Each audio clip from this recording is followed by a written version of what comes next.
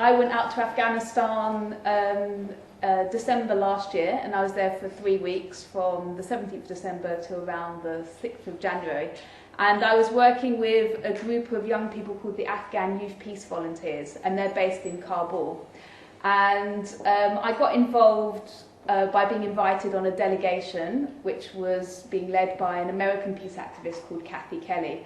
And I'll talk a little bit more about my connection with the legendary Kathy Kelly. Some of you may have heard about her. I think she came to Eastbourne, didn't she? She's from Voices in the Wilderness. And she's an amazing, inspiring woman. But before we talk about that, I will just sort of start off by talking a little bit about my trip to Afghanistan and how I got there. This photograph was taken from the aeroplane as I was going over to Afghanistan, and I've actually got about 100 of these photographs. I was really enthusiastic, and you know, as you are, taking those photographs outside the window of the aeroplane. And this was the first site of Afghanistan, well, the first site which I knew was Afghanistan, because I flew from Heathrow to Bahrain, and then from Bahrain flew over to Afghanistan. And it was kind of like what I had imagined it would be like. I'd read a guidebook about how Afghanistan was this amazing mountainous country, and in the 70s it was like a must-see on the hippie trail. People would go to Afghanistan and hang out in Kabul and drink mint tea and buy Afghan rugs and look distinguished in Afghan clothing. And that was very much sort of like one of the perspectives that I had of Afghanistan, as well as the perspective that we have today of a war-torn country. So just to sort of give you a bit of a feel for the country, it's 250,000 square miles. The UK is 95,000 square miles, so it's a country double the size of Britain. It's a population of around 30 million, and here we're about a population of 60 million. So it's double the size of Britain, but half the population. And just to explain a little bit about what it was like for me when I got to Afghanistan, I flew over from Bahrain, and a week beforehand, I'd gone to East London to buy an outfit, what I thought was, in keeping with an Islamic country. And I went to a market down Whitechapel, and I asked the stall owner, this black robe here, do you think this is what they're wearing in Afghanistan? He was like, yes, they all wear it in Afghanistan and Middle East. I was like, okay, great. So I bought this like long black cloak, and I bought this hijab that sort of slid on, and apparently they're like the latest style in hijabs that just sort of slide on. You have to sort of bother tying it up. I thought, okay, that's great. So I bought one of those that just slid on, and it fitted really tightly around my face like that. And I had a shalwar kameez that someone had given me years ago, and her Pakistani grandma had made it, so I thought, okay, that's in keeping. So I was wearing my long black robe and my hijab that fitted around my face, and I was on an aeroplane with, I think I'd say probably about 80% of the people on the aeroplane were men. And you could spot them at Bahrain. There was like the gate where all the Afghans are waiting to go to fly to Kabul. You could just, if you just looked over the airport, you would just see this kind of group of people who look really rugged, and those are the Afghans who I was travelling with. So as you fly into Kabul, it is another world. It is what you imagine it to be. It is a complete. People say to me, "What's it like going to Afghanistan?" And I just say, "It's wild. They still have cowboys. Like you could be walking down the street and you'll see someone on a horseback looking really rugged, and they look like cowboys. People grow up riding horses, and as you fly into Kabul, you see houses, mainly low-rise and quite dilapidated, sort of made out of sort of organic materials, I guess, like mards, and they do have massive brick constructions and very fancy houses, but a lot of it is kind of quite old style, what you'd imagine sort of Persian houses to be like. And you fly into Kabul, and the airport at Kabul is used as a military base as well. So you have like aeroplanes, military airplanes and helicopters in the airport as well. And as the aeroplane touched down, the Afghans were all sort of jumping out, getting their luggage, and when you get into Kabul airport, the door opens and the staircase comes down, and you just go straight onto the runway. There's no like walking up and through these tunnels and then you're in a fancy sort of airport. You go straight onto the runway. So I got off the airplane, hit the runway, you walk across the runway a few yards, and then you get into a very rickety bus. And then the rickety bus takes you over to immigration, and as you get off, there's a big post that says, "Welcome to Afghanistan, land of the brave." And I was thinking, oh God, what have I let myself into? The immigration hall is, I don't know, it's like kind of like, I guess the size of, about half the size of a football pitch, really small. And there's a few sort of counters there. And I'd gone by myself, and I was meeting my friends there. So I'd gone to Afghanistan with speaking very little Dari, and I felt a bit nervous, you know, foreigner in another country, didn't really speak the language, wasn't sure who my friends were. And I'd also spent about 6 months preparing myself for the worst case scenario in Afghanistan. You know, there's other activists who've gone to places like Iraq, other war zones, and they've been kidnapped. So I'd mentally, you know, put myself in that headspace. What would it be like if I was kidnapped? And so I arrived, and I was sort of thinking, okay, where am I going? Thinking about being kidnapped, thinking that I don't speak the language, thinking that I look like a pious Muslim on a backpacking holiday. So I got into the immigration lounge, and I queued up in this queue, and I headed for a queue with a bunch of women in it. And I got to the desk, and the guy took one look at me and realised I was foreign. And you have your fingerprints scanned when you go to Kabul, and you also have your retina scanned as well. So that was all quite straightforward. Went to pick up my luggage, and the luggage area is just like, it was like a coach station. My rucksack miraculously came through the conveyor belt amongst a load of other massive pieces of luggage. The traditional way of carrying luggage in Afghanistan is to get all your possessions in a massive piece of fabric and tie it up, and then bundle it with a load of string. So my rucksack came out right next to one of these massive bundles of belongings tied up with string. And I managed to get my massive rucksack. I had the biggest rucksack, maybe about this big, and I was carrying it on my shoulders, and I made my way across to another coach, and I got on another coach to what I hoped was parking lot C.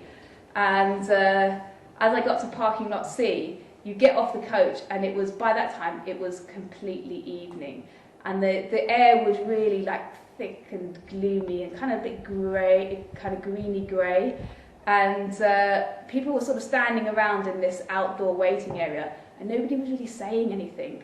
And there's no street lighting. Like generally in Afghanistan, in Kabul, there's no street lighting, so it was really, really dark. And I was kind of wandering through this waiting area, you know, trying not to look worried, trying not to look lost, but like obviously looking for my friends at the same time. And nobody was there, and I was thinking, oh God, maybe I've come to the wrong place. So I went into the waiting area, and again, very, very small. It's their main airport. It's about the size of like a coach station. It's that kind of scale.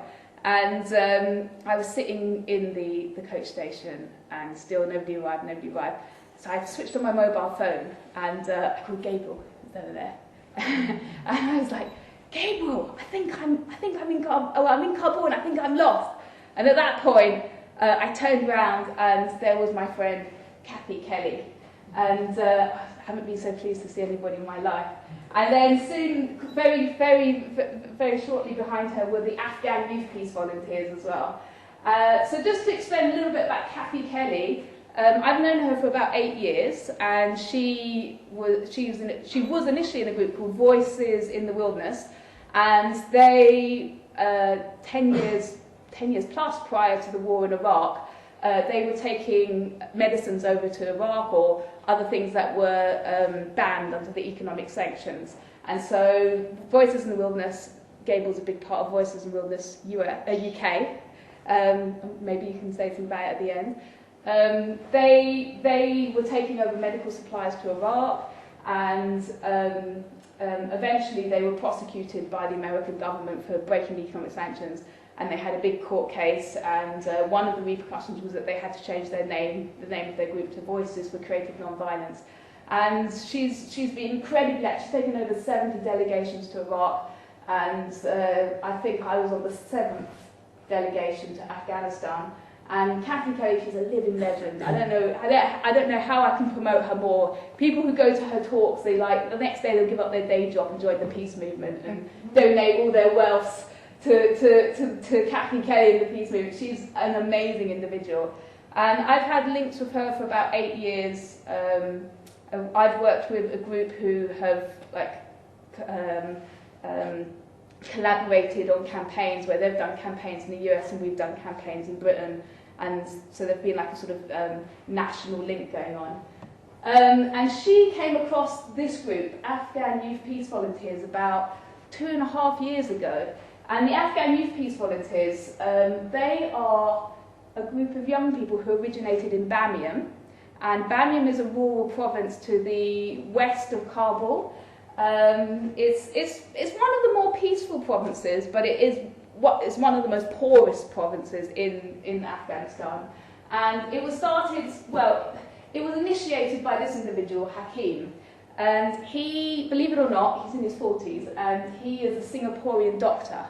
And about 8 years ago, he was invited to work in a refugee camp on the border of Afghanistan and Pakistan. So he was working in the hospital tent of this refugee camp for about 1.5 years, and then some of the people in the camp were going back to their villages. So he followed these people back to their villages in Ghazni, which is I think it's more to the south of Kabul. And he spent some time in Ghazni, but then it became unsafe for him to stay there for various reasons. And he continued travelling across the country and made his way to Bamyan. And then for about 7 years, he was living in various villages in Bamyan, working with villagers, learning about diversifying agriculture and encouraging villagers to grow different crops.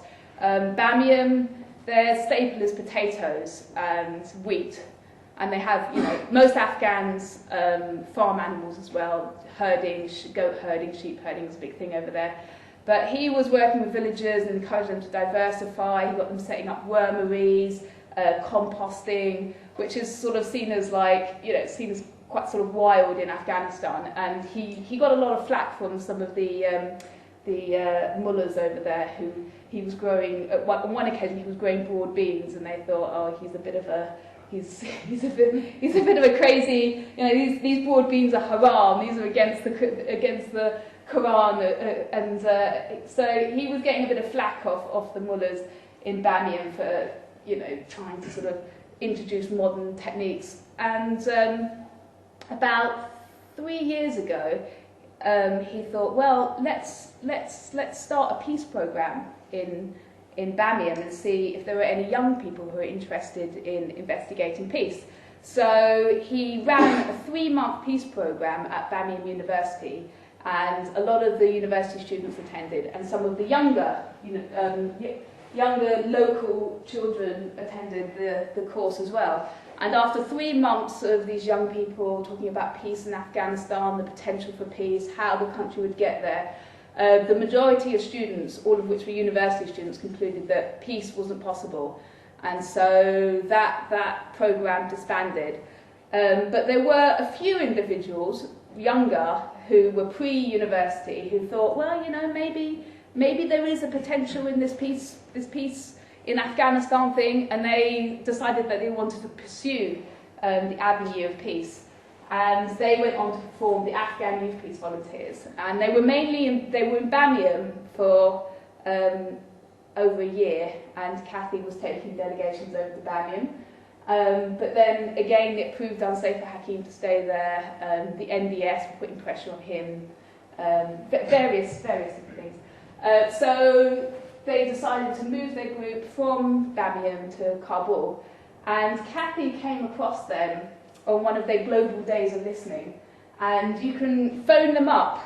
You Skype them. If you go to the website Global Day of Listening, you can make an appointment. They happen on the 21st of every month. So you make an appointment, a time that you're going to Skype them, and you Skype somebody in the US called Douglas, and then Douglas then sends your voice from your Skype communication down a phone line to them in Kabul, and they can hear your voice on a little mobile phone, and they have their mobile phone on speaker, and they're all sitting in a very cold room with a couple of halogen heaters that look like barbecues that are revolving, and they're sitting around, and your voice comes out of this telephone, and you ask them a question. Hakeem translates it from English into Dari. They think about the answer. Some of them answer in English, some of them are quite good at English. But in the main, they respond in Dari, and then Hakeem translates from Dari into English down the phone, and then that's then beamed back to Douglas, who then sends it back through Skype, and you can. There's about a 10-second delay, but it is. I took part in one of them, and it's amazing. Like, you know, we had on one occasion the London Catholic Worker Skyping us, and I knew the folks at London Catholic Worker, and it was really great hearing them, and they had a great dialogue with these young people and really got to understand what it was like in Afghanistan and the perspective of these young people, what they wanted from the peace movement over here. And when I was there, they also spoke to people in Palestine, in Libya, in Australia, mainly Americans, and then also the London Catholic Worker. So I can't promote Global Day of Listening enough. It's a really good experience, especially if you have a group of people. And then their general website is Argent to Smile, which is a blog, and it tells you a little bit more about what they get up to. It's pretty hard as an activist in Afghanistan. If you stick your head too far above the parapet, it's dangerous. You know, you get invited to the local police station and you don't come out for a few days. And you know, there were stories about people who were invited by the NDS to come to interviews, and a week later they were released and they'd been tortured horrifically, and you know, they gave up their pursuit in trying to sort of investigate what the police are up to and what the government are up to. So I think they're quite limited as to what they can do as activists in Afghanistan, but they make short films about what they want, and they're also doing various campaigns. They're hoping to get 2 million candles lit on the 10th of December as part of an international solidarity campaign for Afghanistan. And the 2 million represents I think it's quite a conservative estimation of the number of Afghans who've died in the war over 3 decades, over 30 years, because people often forget that the Soviets went in 1979, and since then Afghanistan's just been in war. And they're also going to be organising a peace walk from Kabul to Jalalabad, and I'll be also doing a peace walk in the UK, and I'm encouraging local groups to organise their own peace walks around the same time, so it'll be in solidarity with them. What else can I say about the Afghan Youth Peace Volunteers? They receive delegations, they go and visit NGOs, and they talk about peace in Afghanistan. They have various links with different groups. They've been part of demonstrations. They're very much a non-violent group, and they're looking for peaceful ways of achieving non-violent resolution in Afghanistan. So my first impression of arriving in Afghanistan, it was the day, when I'd been picked up at the airport. It's all a bit of a blur because, you know, I was a bit jet lagged and it was the evening, and you know, I just arrived in Afghanistan. But my main memory from leaving the airport to getting to the apartment was first of all, when I left the airport, there was this police vehicle, and all the police vehicles, they're sort of like, you know, you have a little cabin and then you have these kind of trucks that are sort of open at the back. So they're the main sort of police vehicle in Afghanistan. And there were about 4 police officers standing in the back, and they all had guns slung over their shoulder. And all of these vehicles have like a gun mount and a gun on top, and you know, the guys in the cabin in the front. And so my first sort of glimpse of the wider Afghanistan was seeing this police vehicle with loads of guys with loads of guns sort of hanging out very casually chatting. And then we were racing down the road. It was quite a big road, the size of a motorway, but I wouldn't really describe it like a motorway. And just very dilapidated. There aren't really proper roads, there isn't a proper sort of traffic system, there aren't traffic lights, there aren't zebra crossings. On one occasion, our driver took a wrong turn and ended up doing a U-turn, and we were going down a main road the wrong way for quite some distance. And that was considered normal. But my first morning was on the 18th of December, I remember it was my birthday. And I went to change my money up with two of the young Afghan boys. And the area that we were staying in is quite a poor area. It's definitely not the sort of area that Westerners hang out in.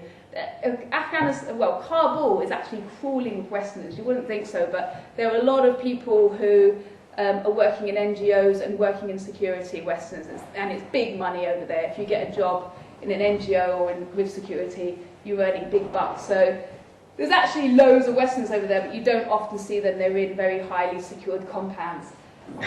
So my first impression, I left the apartment and immediately I was just blinded by the light, blinded by this intense sunlight. And people who read books about Afghanistan, usually one of the most sort of described aspects of Afghanistan is clear, bright blue skies and very bright sunlight. And that is every day in Afghanistan was just this bright blue sky.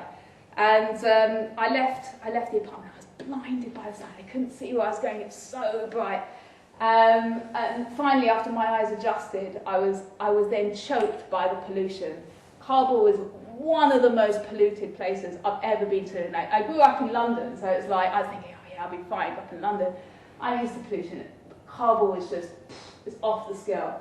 I think it's mainly because it's located in a basin. There are mountains all surrounding the whole of the city, and so once the air sort of gets in, it's really hard for it to move.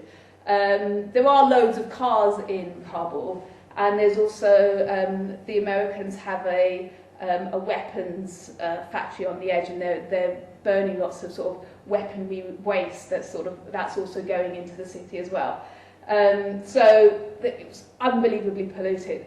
So once I sort of got over being blinded and being choked, I started to look around, and it was just, I was just completely, really shocked. It was like walking into Dickensian London.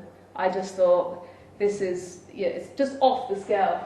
There's piles of rubbish everywhere. Like this picture doesn't really represent what it's like.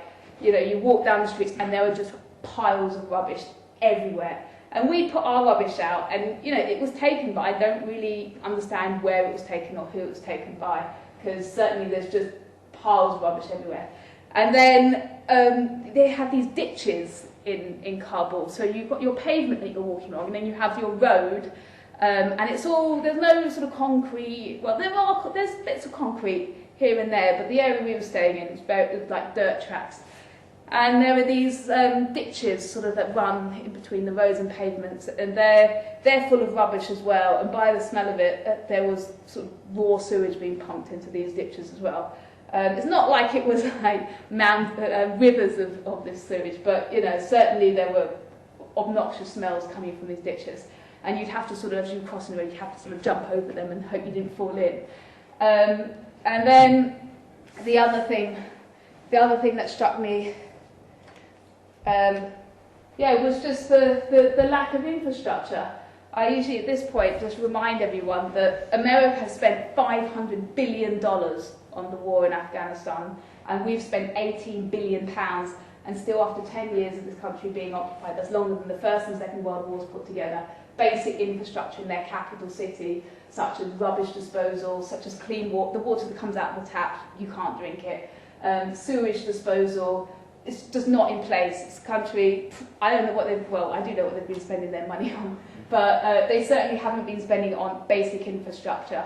There's one research that says, I think it was an aid agency, so that 40% of funds spent on aid goes to corporate profits. So a lot of the money gets pumped into it's obvious, gets pumped into the country, the Afghans never see. Unbelievably poor. Like, you'd see people walking down the street and they just dressed in rags, and people would have very sort of, you could just sense that they were just very fragile and broken souls. And 30 years of war, 30 years of their families being killed, the Mujahideen having a civil war, the Taliban, who were brutal, right-wing, fundamentalist, religious. I'm not going to be too strict because we're on camera. And then 10 years of NATO. Just people are really, really broken, and you can really sense that. The number of people with mental health problems, I heard one statistic say that it was somewhere near 80% of people in Afghanistan have mental health difficulties as a result of the conflict that's been going on. Unemployment is somewhere around 40%, although one statistic by the National Union of Workers says it's more like 70%. And in terms of poverty, it's 172 out of 187 on the UN 2011 Human Development Index. And then one of the other really shocking aspects that I came across when I was in Afghanistan was the drug issue. This has taken about 15 minutes from where I was staying. The apartment with the Afghan Youth Peace Volunteers was very, very basic. We just didn't have any furniture. We all sort of sat on the floor. And as I said, it was in quite a poor area. We took a walk along to the local river, and believe it or not, this used to be a luscious, in the 70s, it was a luscious river where people would go fishing and kids would swim in the river. It was a real hangout, but Afghanistan has been in drought for about 10 years now, and the water level has dropped 10 metres in the last 10 years. And so this river, which was once luscious and full of fish and wildlife, is now it's more or less dry. There is a bit of a trickle that runs through it, but you can't really see so well here. But again, there were these mountains of rubbish everywhere.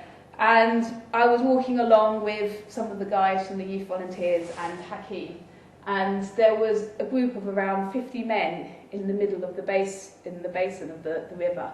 And I wasn't really sure what was going on. It just looked a bit weird. There were these guys sort of sitting in the basin of the river, and then on the side there were Afghans who were watching them, and it was almost like people watching animals in a zoo.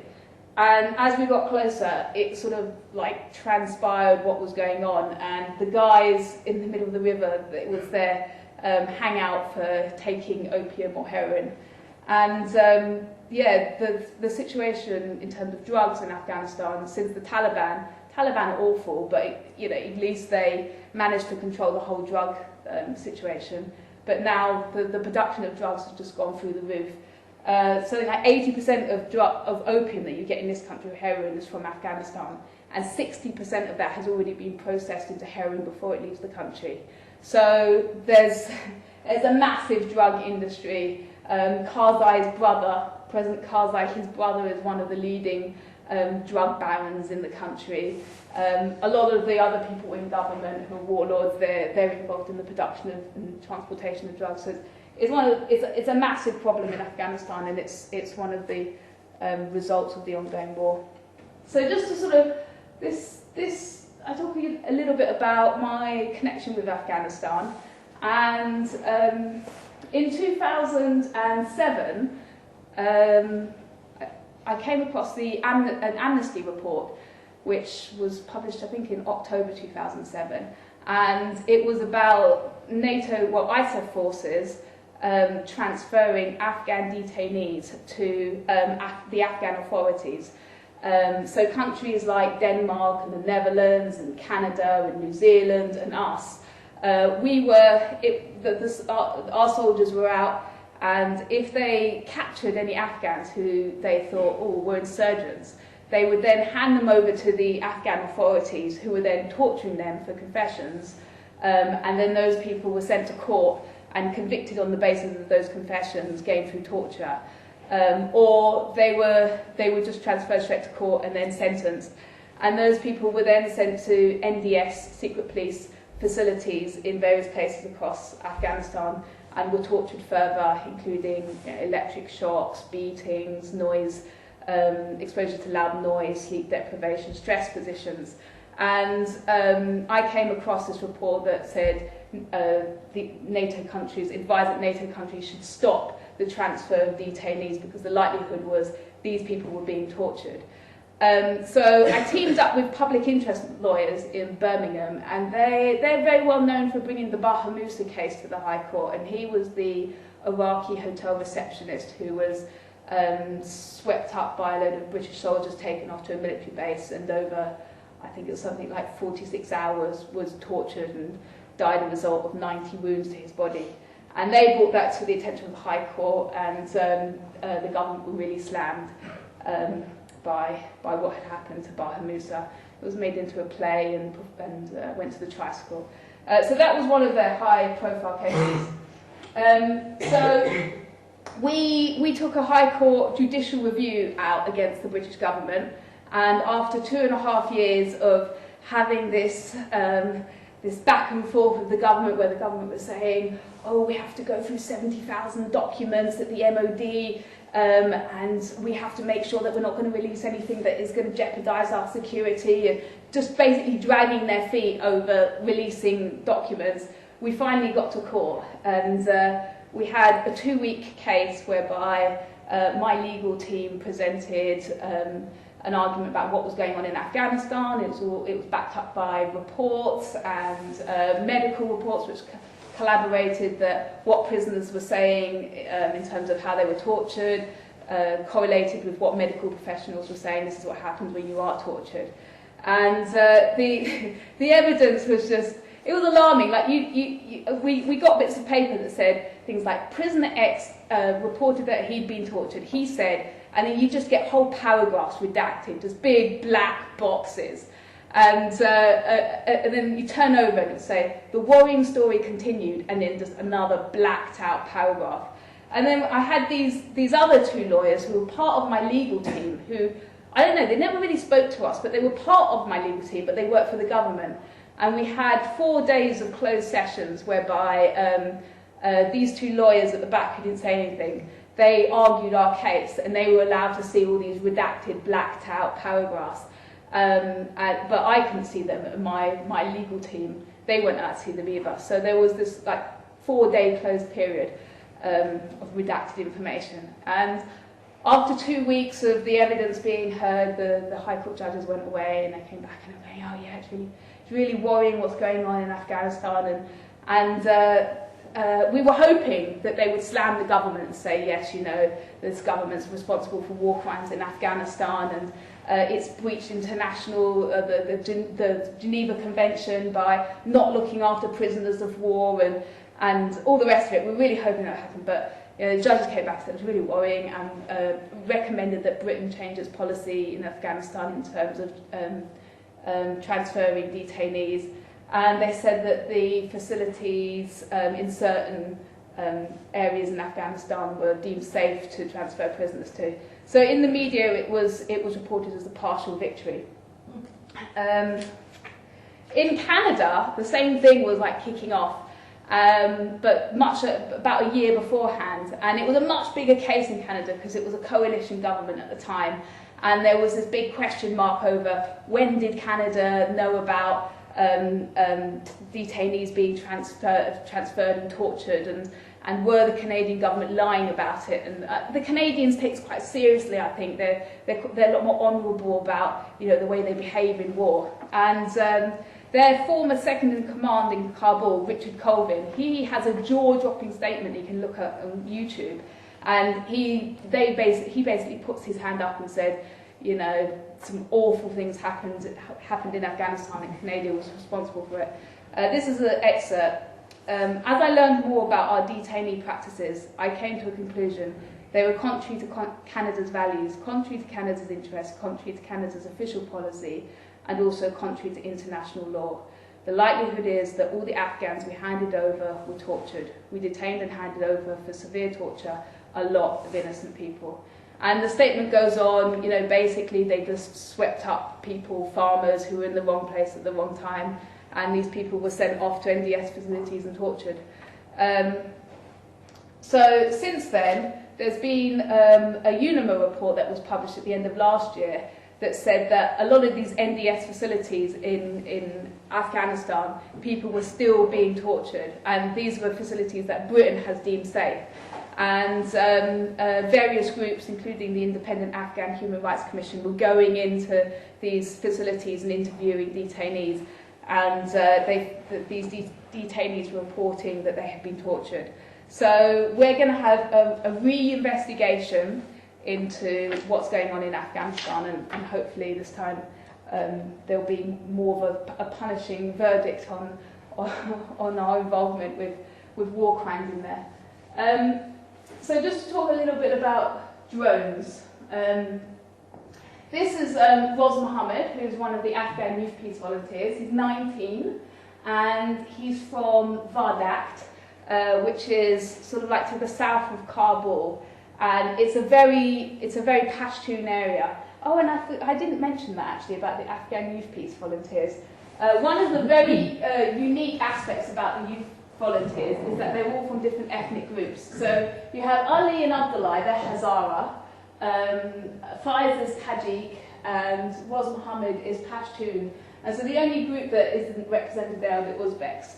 And there is very, very deep ethnic division in Afghanistan. It's one of the big problems that has very much been fostered over the years by warlords who use ethnic division as a way of divide and rule, basically, and staying in power. So, you know, if you have someone who's going to stand for elections who's Hazara, they'll spread the message, oh, you don't want to vote for a Pashtun. If you vote for the other guy, he's a Pashtun, and they'll get in. You know, you should really vote for me. And so people often have allegiances to their own ethnic groups, and there's a lot of hatred and mistrust amongst the different ethnic groups. But one of the unique things about the Afghan Youth Peace Volunteers is that they are a mixed group, and on the whole they do get on. There were a few squabbles about different methods of praying that I saw, but on the whole they get on really well, and they're very open about each other's slight differences. So this is Roz Mohammed. He's 19. He's at the University of Kabul studying engineering, and he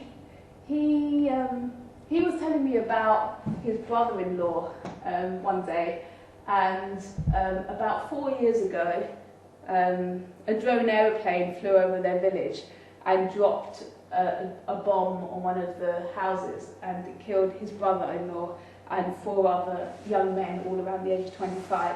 And his brother-in-law had just qualified as a police officer. He was 6 months into his training, and so were the other young men.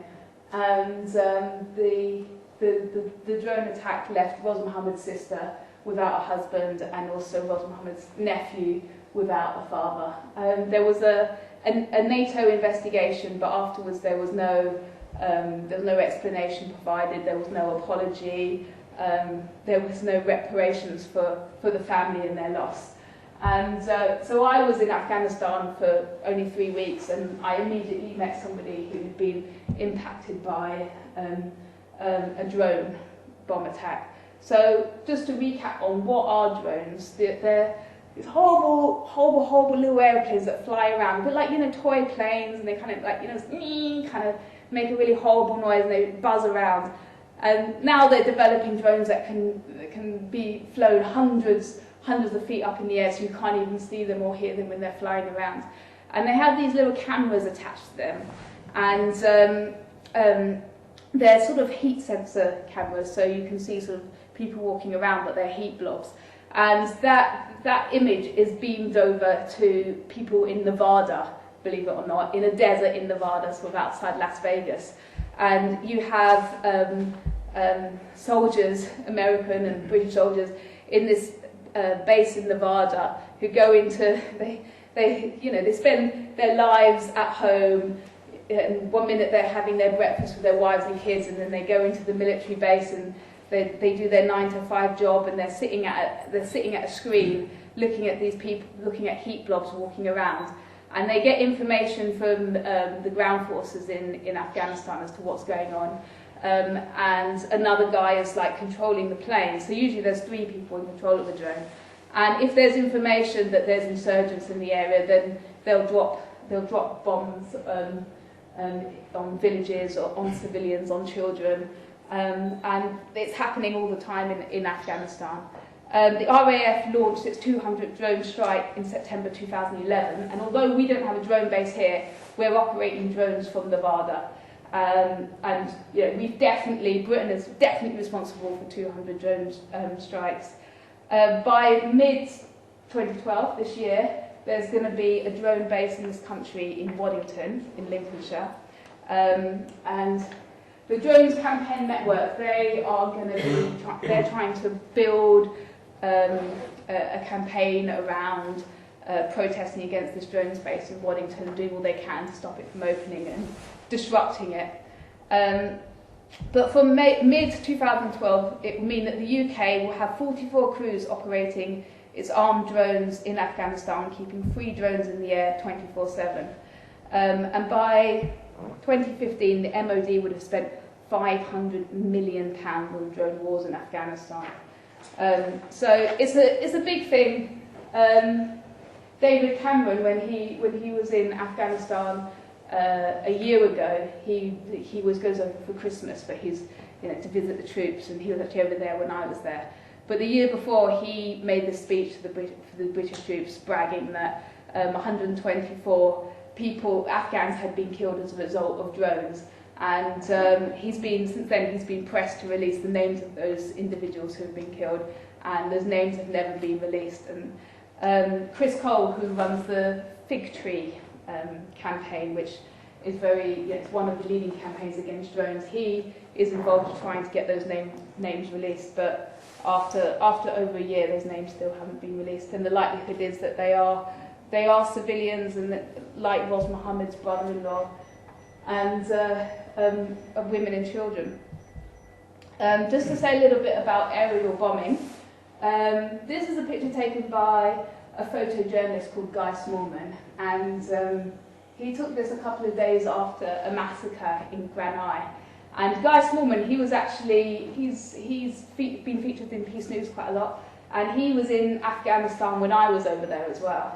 And I met up with him when I was in Afghanistan, and we did some things together. And he was telling me about this massacre that he went over to in Granai. And it's in the Farah province, which is it's to the west of Afghanistan. And he arrived a couple of days after this massacre. And apparently there had been fighting between the Taliban and the Americans, and that had gone on for a couple of days. And the Americans had phoned up for aerial backup, and the aerial backup had come over from the Gulf, flown over, and circled the village. And the villagers, they were aware of what was going on, and they thought, okay, well, the best thing to do is to go and shelter in the mosque, because it's on the grid references as a civilian building. If we all go to the mosque, we'll be okay. So all the villagers went to the mosque, and the plane flew over and dropped a bomb on the villagers, killing a number of people. So the villagers then thought, okay, what are we going to do? Let's go to the north of the village, because the fighting was happening in the south, and there was a shelter up in the north. So they thought, okay, the best thing to do is to go to the north. So the villagers all left in a group and started walking up to the north, and the plane flew over and dropped another bomb on them. And by the time Guy Smallman got there, he said that he reported 70 fresh graves, and a massive grave between 40 and 50 metres across, containing around 50 people. And so this is just one incident. As far as I know, Guy Smallman is the only one to really talk about this massacre that happened in Granai. It's more or less unknown to the media over here. Weeks before I arrived in Afghanistan, there was an aerial bombing which killed 6 children between the ages of 4 and 12 in Kandahar, and they were all working in fields as well, and a plane came over and dropped a bomb on them. And the Afghan Youth Peace Volunteers, they felt particularly strongly about this, because they themselves are young people, and they were also from a rural background. They were all from farming backgrounds. A typical day for Ali and Abdullah, who were 16, would be to wake up at around 3 o'clock. They would take a horse and cart up the mountain, collect firewood for 4 or 5 hours, bring the cart back down, unload the firewood, tend to animals, and work on the farm for the rest of the day. So they had a particularly strong affinity to these young people who had been killed in the field. And just to give you an idea, in 2006, the Senders Council, who are actually a pro-war organisation, they calculated that between 2,000 and 3,000 civilians may have been killed in aerial bombing in South Afghanistan alone. So it's massive. House raids. This is a picture of Saeed Mohammed, who's a 67-year-old man who when this picture was taken, was living in Kabul, and in September 2008, Americans, along with Afghan soldiers, burst into his house and dragged him away and accused him of being an insurgent. He was held for 24 hours and then released, and when he got home he found that his son had been killed, his son's wife had been killed, and their 2 children, who were 1 and 2, had been killed in this house raid. And this example isn't an isolated situation. NATO say that between May 2010 and February 2011, 2,599 people were killed in 6,282 house raids. So there's a lot of resentment about house raids. A lot of them happen at night. You may have heard about night raids. NATO say it's a really effective way of targeting insurgents and killing them, but in a lot of cases, like this one, again, civilians are targeted. So just to say a little bit about the Taliban. This is one of the youth volunteers, Abdullah, and I took this picture when we went to the Panjshir Valley, which is at the north of Kabul. Amazing! It's just fantastic scenery, snow-capped mountains and snow-melt rivers, and it's one of the most spectacular places I've ever been to in my life. It was so fantastic. And Abdullah, he's really, really sweet. He's such a sweet young man. I think he's around 16. Nobody really knows their age in Afghanistan, because there's not like your date of birth is never recorded, and nobody has a birthday, nobody celebrates their birthday. But his sort of estimated age is 16. I think he was 16. He'd say really sweet, poetic things like, being here today makes my heart feel as fresh as a flower.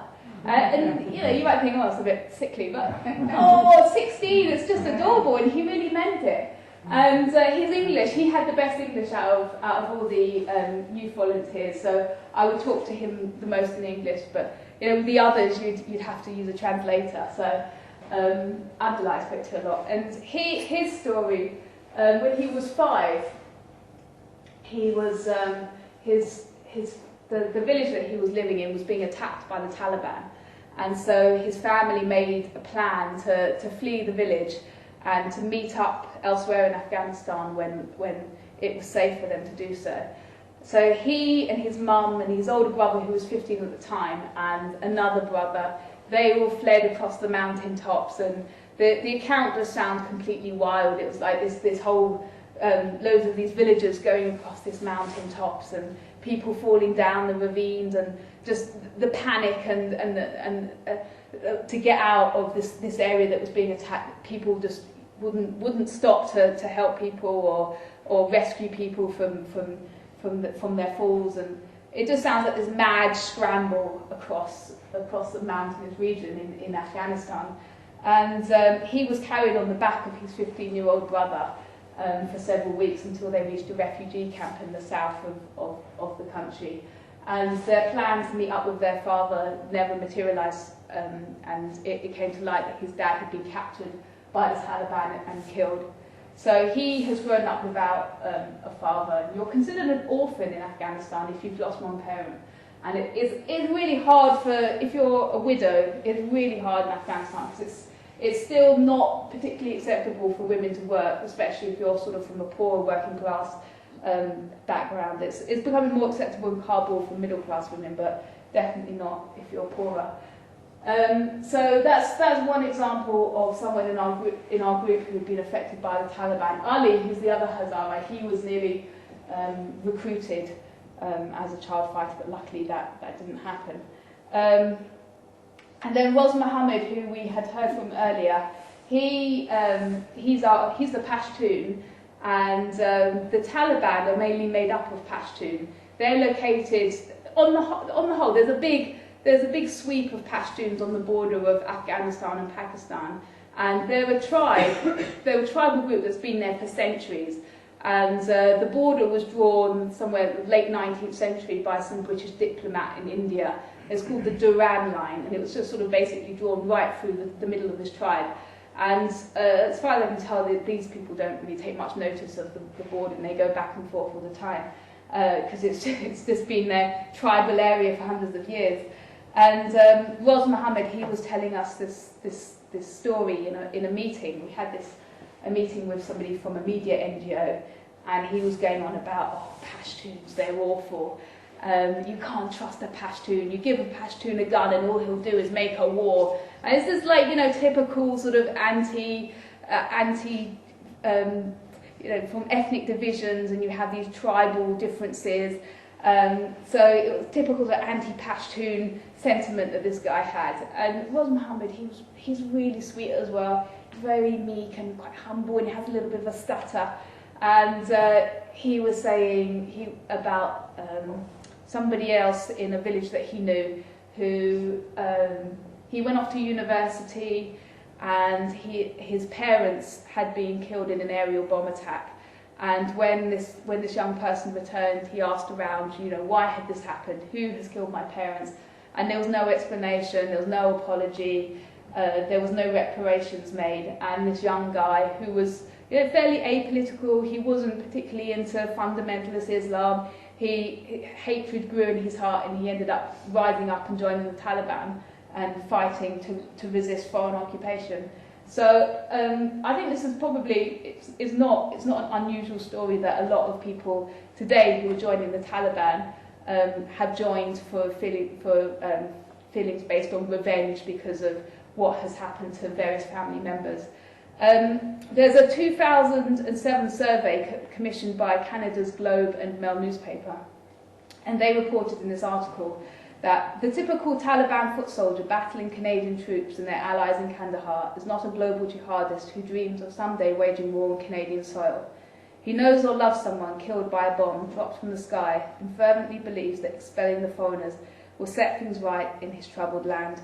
And the Globe and Mail newspaper, they also attempted to question members of the Taliban, and they carried out a survey which included 47 responses by Taliban members, which you can't base a whole thesis of like why the Taliban exists today and who are they made up of on a questionnaire of 47 people. But I think it gives an indication of what is motivating people in the Taliban today. And their questionnaire revealed that a third of respondents claimed that at least one family member had died in aerial bombings in recent years, and that many had described fighting to defend Afghan villages from airstrikes by foreign troops. So by general feel, when I was in Afghanistan and talking to people about the Taliban, there is a massive fear of the Taliban, that they did awful things during their reign in the country, and there is a lot of fear about what would happen if they get back into power. There are very vivid memories of what they did in the past, and a lot of Afghans fear the Taliban. 82% of Afghans say they prefer the present government to the Taliban. Only 4% favour the Taliban government, and 58% of Afghans see the Taliban as their biggest problem. I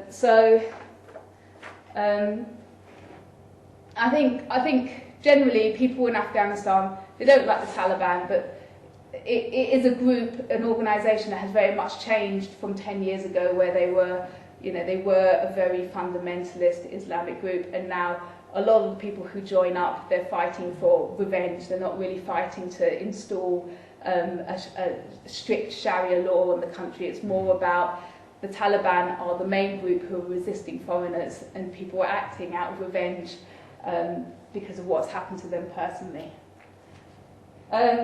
Warlords and justice seekers. So when I was in Afghanistan, I met a couple of individuals who had set up the Social Association of Afghan Justice Seekers, and they had been inspired by university lecturers who they were taught by at university, and their lecturers had lived through the Mujahideen and the Soviets, the Mujahideen and Taliban, and somehow managed to survive.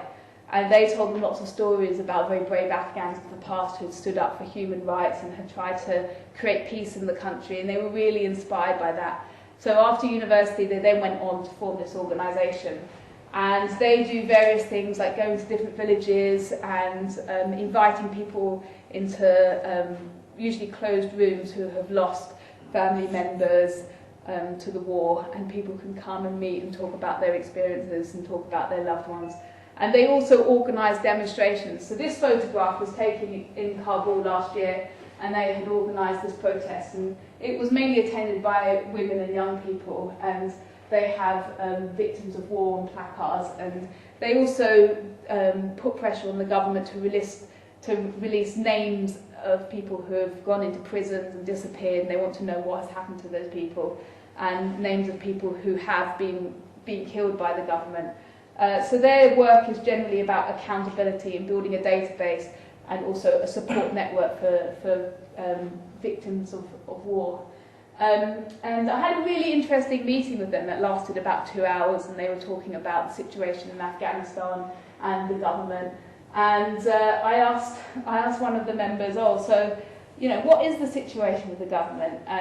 And she was like, well, probably about 80% of the government at the moment is made up of corrupt warlords who were involved with the civil war and have the blood of Afghans on their hands.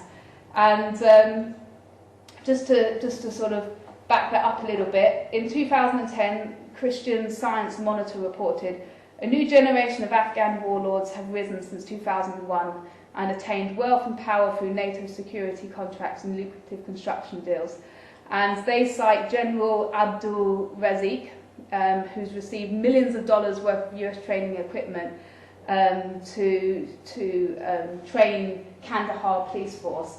And he himself is a notorious warlord, and he's had involvement in corruption, drug smuggling, and major human rights abuses. And so he's been given a ton of money and a lot of responsibility to sort out the policing in Kandahar. God knows where that's gone. During the 2009 presidential elections, Karzai selected Mohammad Qasim Fahim, and Human Rights describes Mohammad Qasim Fahim as one of the most notorious warlords in the country, with the blood of many Afghans on his hands from the civil war. They identify Fahim as a key commander in the February 1993 Ashfahar massacre, where around 80 members of the Shia Hazara minority were killed in Kabul. Basically, the NATO and America have installed a bunch of warlords who are the people who are going to act as if they're cooperating with them, and there's a lot of corruption and bribery, both at quite a high level and also on a street level in Afghanistan. It does make you feel even more despair when you think you have people at grassroots level trying to sort of campaign, but then at the top it is mainly corruption. But there are a number of good people. Malaloy Joya, she was a female MP, and she really stuck her head out and was speaking the truth about warlords in government, and she received death threats. This organisation who organised this demonstration, they've received death threats as well. But there are a lot of brave individuals in the country who have a clear analysis of what's going on, and they're not being seduced by the American dollar, and they can see what's happening to their country isn't helping Afghan people. So I think there is a lot of hope within Afghanistan, in that there are a lot of good people, good strong people doing a lot of good things. So this is where I sort of talk a bit about going to the refugee camp. The slideshow. So it was sort of early January when I was invited to the refugee camp in Kabul. And this refugee camp doesn't actually have a name. It's in Parwan province, which is, I don't know, we told our driver it's near Crystal Hotel. And it's a refugee camp that hasn't received any aid in the past. And there's around 300 families in this camp, and each family has around nine members. And I've been told that most of the people in this camp were from the north of Afghanistan, and they were displaced after Karzai had given their land to a local warlord in order to sort of, you know, win favours and make friends and all the rest of it. So these particular refugees, I think, are mainly from the north, and they kind of look Tajik, but I don't know. They've been in Kabul for a number of years now, and it is shocking. Like, homelessness isn't really something that you see in Afghanistan. It's quite a new thing. You don't really see people who are homeless. But there's a lot of refugee camps in the centre of the city, which is just as wild, isn't it? It's like going to London and seeing, like, you know, loads of people in mud shacks. And I went there on the day that Peace News had delivered a load of aid. Peace News had run a Christmas appeal, and I think they raised just over £2,000, and that money was given to someone who took it just directly out there. He was friends with somebody in the refugee camp who's an elder, and they went to the local wholesale market and bought tons of wood, flour, sugar, tea. They hired a couple of trucks, they loaded it all up. By the afternoon, it was in the refugee camp. There was a list of family names, and each family got an equal share of the aid. And so I arrived on this day that the aid was being distributed, and I kind of got there a bit late. So I got there just as the last sack of flour was being taken away, and there was a real euphoric mood in the camp, because, like, Westerners had come, foreigners had come and delivered all this food to these people who basically had nothing. And I'd driven there with John Stevenson, who's a Kiwi photojournalist. Well, no, he's a journalist, but he had a fancy camera, and he took these pictures. And I also went with Ros Mohammed, one of the peace volunteers. And as we were driving there, our driver was saying, you know, you've got to be careful going into these refugee camps. Last year there were 2 Italians who were kidnapped in them. And I was thinking, oh God, that's... Well, I was thinking, no, I think I'll be fine, So I get there, and I get out the car, and immediately the smell of stench of sulphur hits me. And I look down, and there's this, it's like a sort of small canal, a small river of raw sewage just running past me. And the smell was just horrific, and, you know, I really had to sort of brace myself not to sort of retch. Our friend was on the other side of the bank who just delivered the aid, and he was a bit wired, you know, because he'd just gone off on his mission, delivered all the aid, and it's all been, and everyone was euphoric, and he was sort of pointing me down the road to go over a footbridge and to come over. So I made my way down the road and walked over this really rickety footbridge with this, like, torrent of raw sewage going underneath me, thinking, I hope this bridge doesn't break, And I got over and came over, and I was introduced to someone from Peace News. And I don't know what got translated, but I don't know if people said, this person had given you all this aid, but there was this, like, this vibe of love. That's all I can describe it as the kids just, like, embraced me, and all the adults wanted to talk to me, and I was shown around this refugee camp, and the kids were just they were so sweet. Even though they're probably some of the poorest people on the planet, they were so sweet, so loving, so happy and beaming to see a visitor.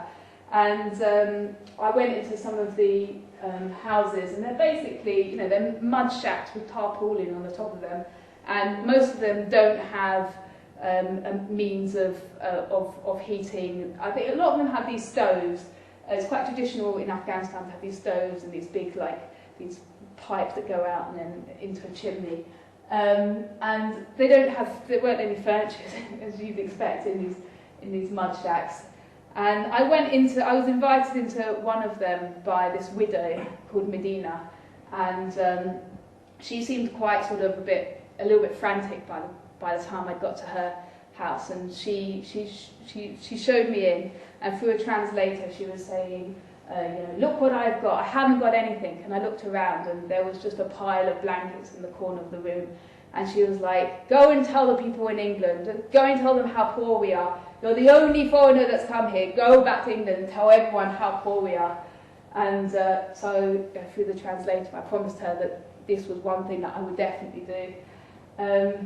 And yeah, the camp, it's just, I don't know, you watch things on TV and you see poor people and you think, oh, that's awful. And it is just as bad as you think it is. There's kids walking over mountains of rubbish and they haven't got shoes on, and you look down and there are used needles and you just think, oh God, what are they stepping on? And indeed there is like a massive HIV problem that's growing up in Afghanistan because of the heroin and reusing needles. And you know, the smell of sulphur just sort of follows you around the camp, and it's just really very, very poor. But at the same time, little smiley, beamy faces. So the situation with refugees, internally there are 350,000 internally displaced refugees living in Afghanistan, and globally there are 3 million Afghan refugees. The Refugee International in 2011 said Afghanistan has the most refugees in the world, reporting that airstrikes, night raids were destroying homes, crops, infrastructure, that traumatised civilians and displaced tens of thousands of people. They also reported that the policy towards refugees over the last 10 years was the biggest mistake they had ever made. And they were basically, refugees were leaving the country and they were telling people to return to Afghanistan. People were returning, but they didn't have anything to return to, didn't have any homes to return to, there were no jobs. So at these talks I usually do a collection at the end for the refugee appeal. There's going to be more money going out to this very refugee camp, and it's the same process of giving it to somebody who has friends there, and he just goes out to the wholesale market, buys the stuff and takes it there. So that's something that I'm doing for the camp. And I don't doubt at all that the aid taken by Peace News last year saved their lives. Because the next day when we woke up in Kabul, the city was covered in snow, and it was the first day of snow. And a couple of weeks ago there was an American journalist who had reported a story about Afghan children, refugee children who died in the tents because of the cold. So it is, you know, I have serious reservations about the whole aid thing, but I think in this sort of situation where people are going to die otherwise, you know, aid is really important. Why are we in Afghanistan? So I just sort of like cover a few points at this stage. So this is Bamiyan, where the group is originally from. It's quite poor rural province. Kandahar and Helmand. You usually hear about, you know, Brits being killed in Kandahar and Helmand. It's like the hot spot. This is the area that the Pashtuns are mainly located. And they're all over the country, but this is, you know, their sort of traditional area. Helmand is where the Brits are all stationed. So when you hear about Brits being killed, it's usually in Helmand province. So, yeah, why are we in Afghanistan? As you can see, it's bang smack in the middle of Asia. It borders China. It's just across the way from India.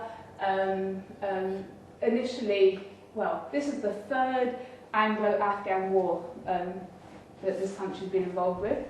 It's been of particular interest for the last couple of centuries because of its central location, because it was a buffer zone between Soviet Russia and Britain's main colony, India. It's always been like a sort of key country that would be good to own, you know, or to control. If you play Risk, you know all about the kind of importance of strategy in having like central countries. So I think its central position is very key to one of the reasons why NATO and America is in the country. It's landlocked. And there's been a lot of interest in the country for quite some time now. There's talk about this gas line running from Turkmenistan through the country into India, and that's, you know, if that happens, that will be worth a lot of money, but as it stands at the moment, it's unlikely. It's going to be really hard for this pipeline be constructed. I think it's a factor. I'm not really sure how much of a factor it is. There's also this reported between $1 and $3 trillion worth of raw resources, precious metals that have been discovered in Afghanistan. That I'm sure is one of the factors as to why NATO and America are still there. I think the main reason is, well, 9/11. People in Afghanistan, it's bizarre. Like, it's like history. Well, it's not bizarre. History's been rewritten. When you talk to Afghans, they talk about the Americans coming in to save them from the Taliban. Nobody really talks about, well, 9/11 and the Americans wanting to get revenge because of the Twin Towers. It's sort of been rewritten, and I'm sure there's been a lot of propaganda that's been pumped into the country about America saving them. So a lot of Afghans have this perspective that it was all about saving them from the Taliban. But I think a major factor is that 9/11 happened, and in terms of global credibility, America couldn't be seen as being like done over by a bunch of cave dwellers. So they went into Afghanistan, and it was a lot harder than they had foreseen. This book here, Bleeding Afghanistan, they point to the invasion of Afghanistan as the stepping stone into Iraq, which was, as we know from Kathy Kelly's work, The Voices in the Wilderness, and the economic sanctions based on Iraq. It's always been on the agenda for a good long time. Western countries wanted to go in there.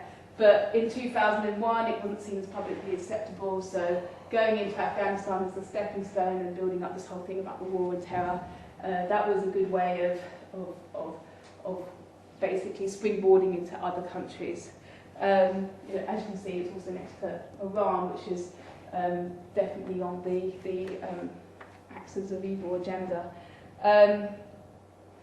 So I think now one of the reasons that NATO and the US are finding it hard to withdraw is they've basically made a mess, and it's really hard to withdraw from somewhere that you've made a mess in and sort of make it seem like you've been victorious, and your global credibility is basically plummeted.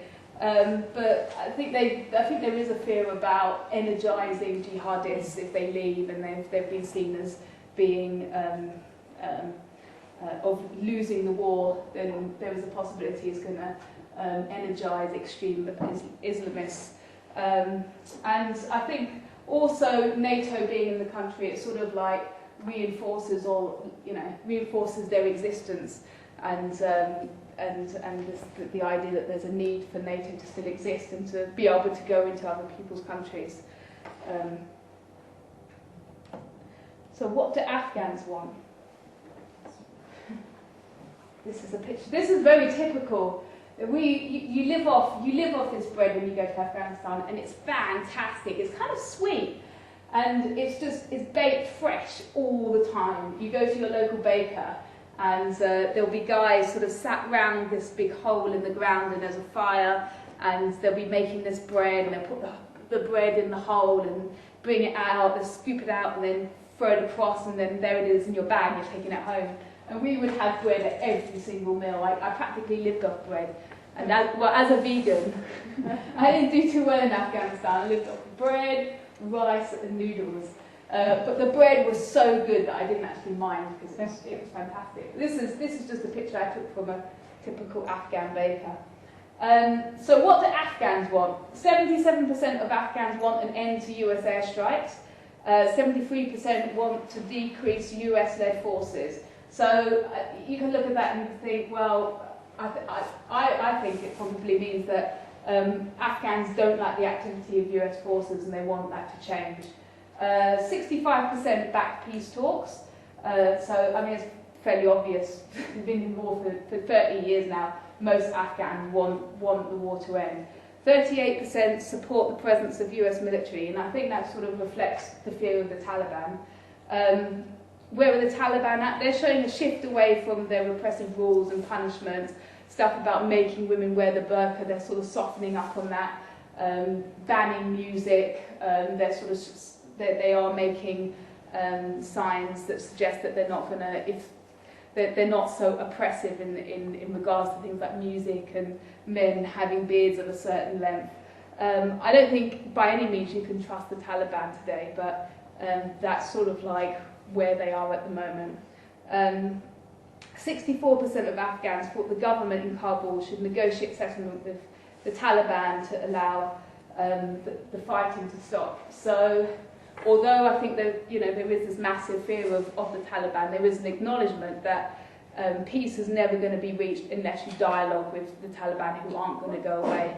And Afghans on the whole are willing to allow people in the Taliban to hold positions within government if that means that peace is going to be on the negotiation table. So negotiations. Most Afghans support negotiations. 66% of British people think the US and UK should be willing to talk with the Taliban in order to achieve peace. The Taliban are willing to negotiate, but they do have a list of demands such as foreign forces being withdrawn to their bases and a staggered withdrawal and independent elections. But at the moment, negotiations are mainly being blocked by Americans. Well, the Taliban recently have pulled out of negotiations, but previously they were being blocked by Americans. So the message that I'm spreading to peace groups is to continue putting pressure on our government for troops to be withdrawn from Afghanistan. And by British troops being withdrawn, I think America is more likely to go to the negotiation table. We saw Cameron's latest visit to the USA. The relationship with Obama has really warmed up recently. They didn't really seem to be very friendly with one another, but now they're quite sort of chummy. I think Obama does acknowledge the importance of Britain's presence in Afghanistan. But if Britain was to withdraw, I think it would be a very different situation for the country. So I think the main things that people can get involved with in this country is campaigning against drones in Waddington, continuing to pressurise the British government to withdraw, and highlighting the atrocities that's going on in the country. And I'd encourage groups to get involved with organising peace walks and also this 2 million candles being lit on the 10th of December.